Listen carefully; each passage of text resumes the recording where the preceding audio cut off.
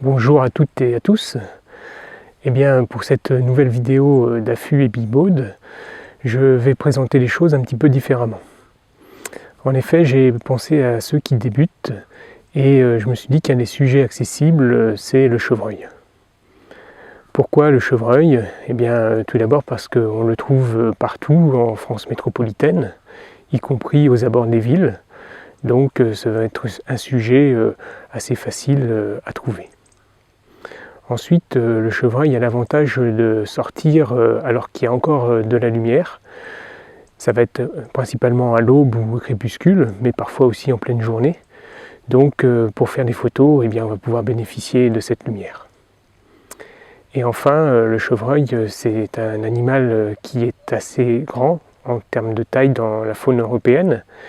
Et donc, il ne va pas être nécessaire d'avoir un super téléobjectif ou d'être extrêmement près pour que l'animal soit relativement présent dans le cadre de la photo. Voilà, donc maintenant je vous propose deux situations. La photo donc à l'approche et à l'affût.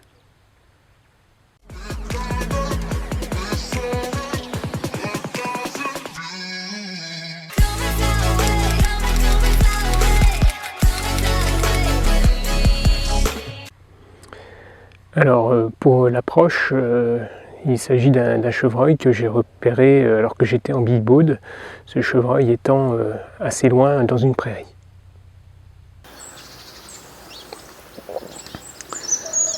Donc il y a un chevreuil là très loin dans le pré qui a l'air de s'approcher un peu du bois mais tranquillement. Donc je vais essayer de l'approcher en faisant le tour par le bois, comme ça je serai à couvert. Et il va falloir que j'essaye d'être le plus discret possible, bien sûr.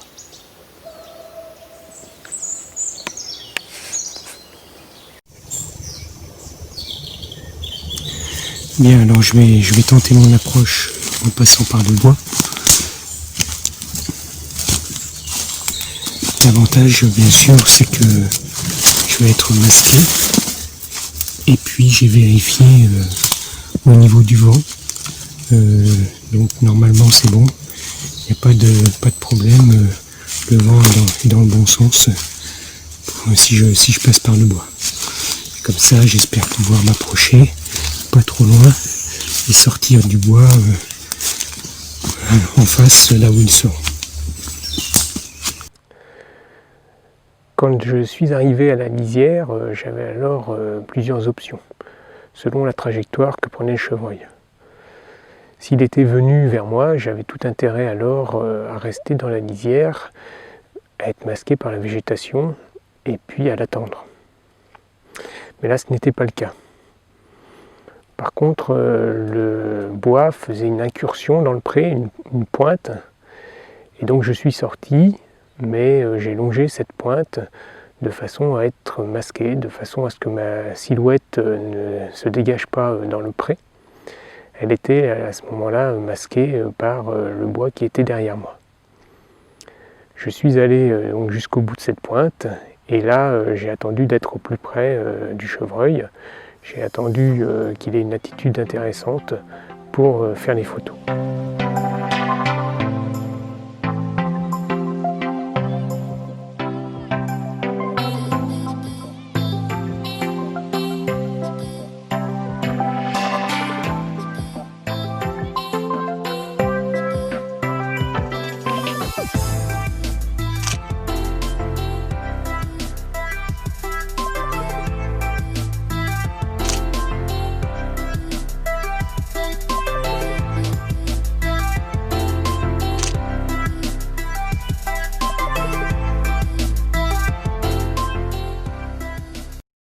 Alors pour l'affût, on peut se poster le long d'une lisière par exemple, tout en se camouflant relativement sommairement.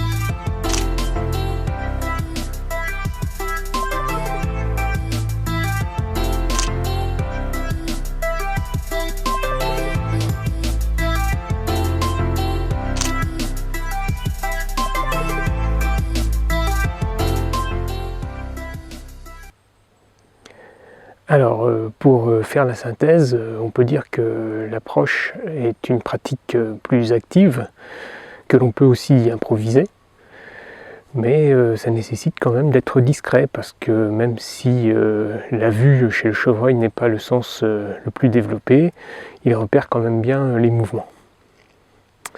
De son côté, l'affût, c'est une pratique qui demande plus de repérage, plus de préparation, mais souvent qui va permettre une proximité plus grande au moment de la photo.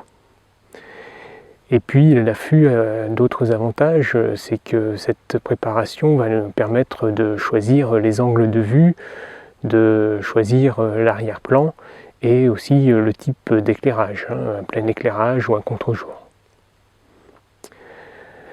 Parfois aussi, l'affût va nous apporter des surprises, puisqu'on va pouvoir photographier une espèce que l'on n'avait pas prévue.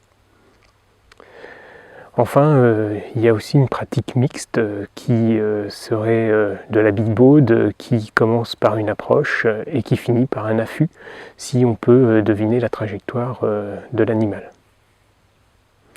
Voilà, donc je pense qu'avec tout cela, il ne vous reste plus qu'à les tester sur le terrain.